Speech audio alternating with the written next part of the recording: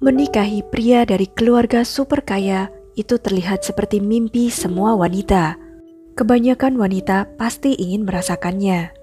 Hal itulah yang dilakukan oleh seorang supermodel Woo Ji-hyeong yang terkenal cantik, pandai, dan berkarir cemerlang.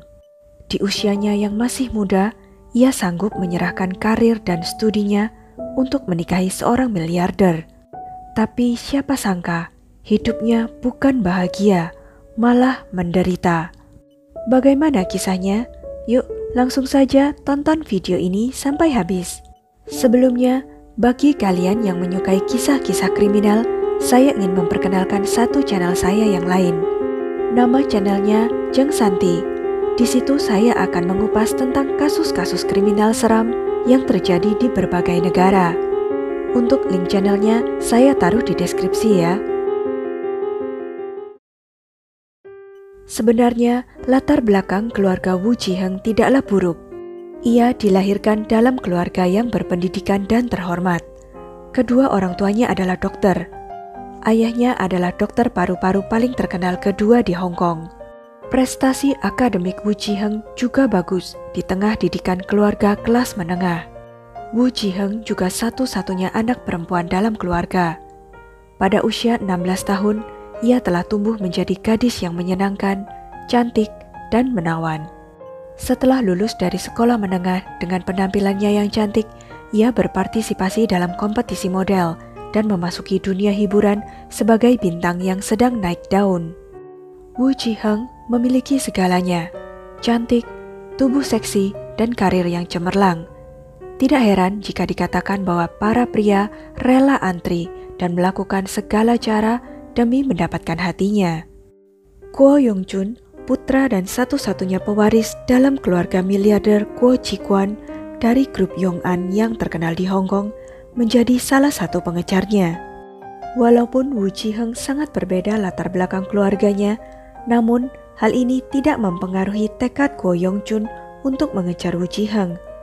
Ia dapat mengabulkan semua permintaan dan keinginan Woo Ji-hyeong.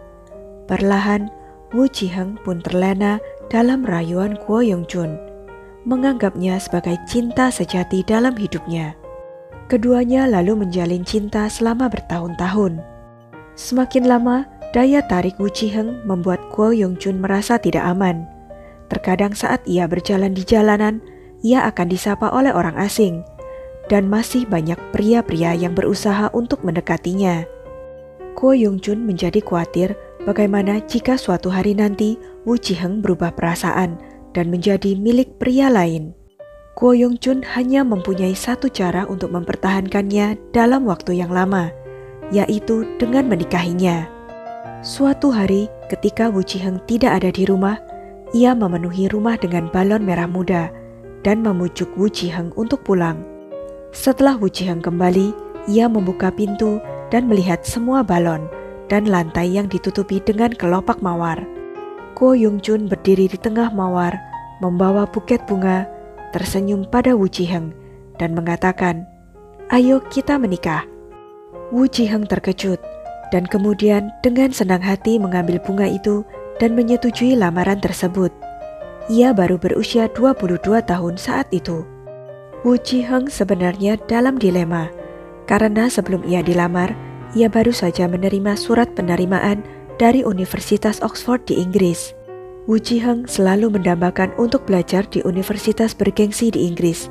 Tetapi tanpa diduga, pacarnya memintanya untuk menikah dengannya. Dan akhirnya, ia memutuskan untuk melepaskan kesempatan untuk belajar di luar negeri dan menikah dengan Ko Yong-chun, yang menurutnya sangat mencintainya lebih dari dirinya sendiri. Ayah Woo Ji-hyeong menolak keputusan putrinya yang membuang pendidikan untuk masa depan yang baik demi langsung menikah. Ia sering berurusan dengan selebriti dan melihat ketidakbahagiaan dari pernikahan-pernikahan orang kaya. Ayahnya berkata kepada Woo Ji-hyeong, "Apakah kamu benar-benar sudah memutuskan?" Woo Ji-hyeong mengangguk dengan tegas. Melihat sikap mereka yang begitu teguh, akhirnya ayah Woo Ji-hyeong terpaksa menyetujuinya. Pada tahun 2000, Woo Ji-hyeong dan Ko Yong-chun secara resmi masuk ke dalam pernikahan.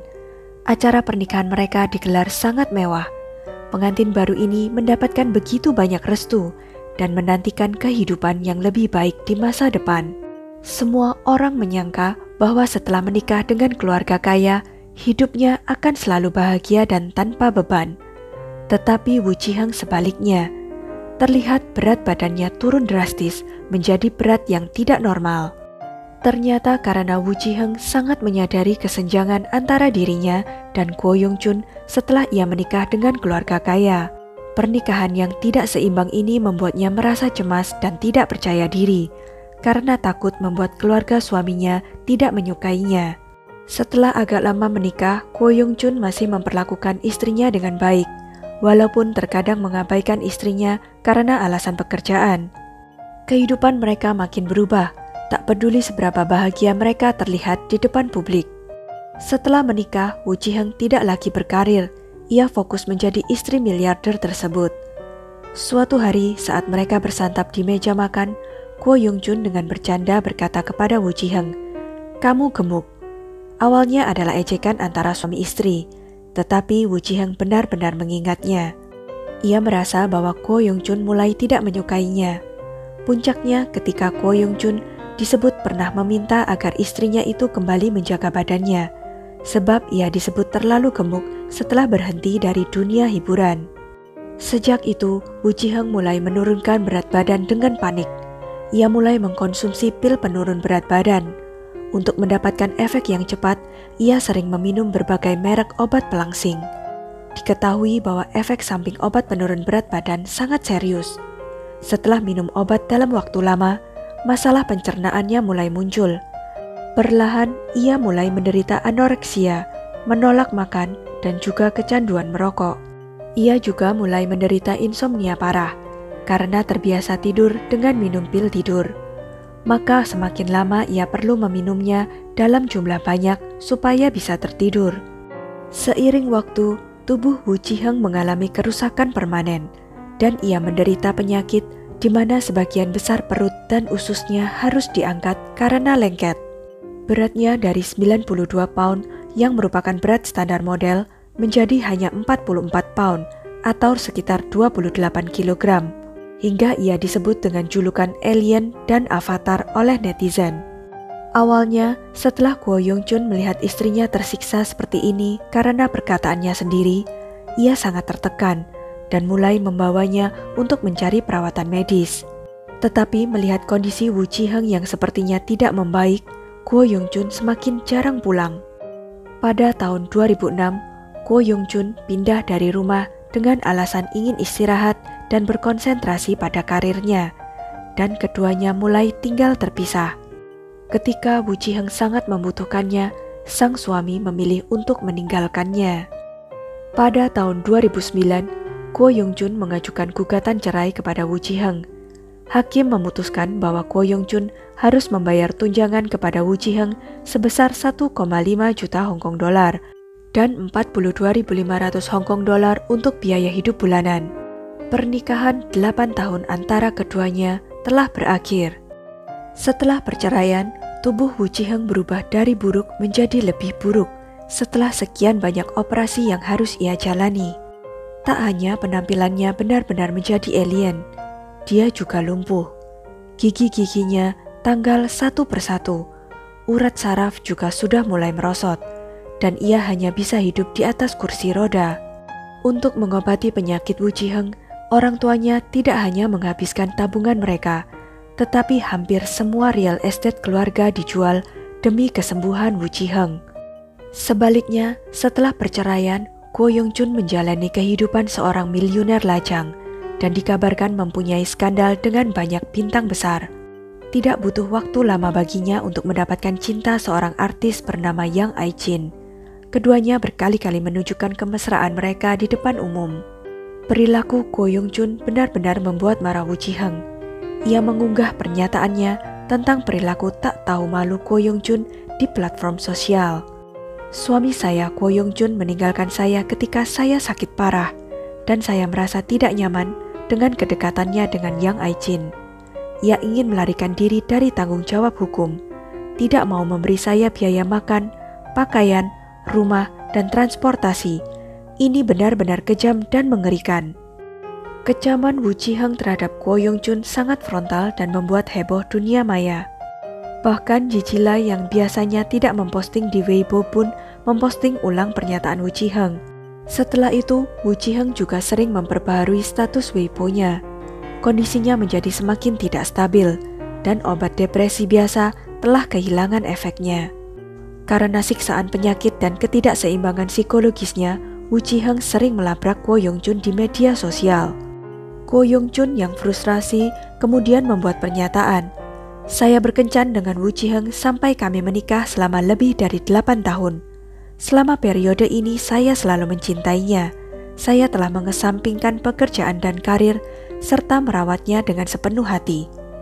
Ia juga secara khusus menegaskan bahwa ia tidak akan pernah melibatkan pihak ketiga ketika ia membuat keputusan cerai.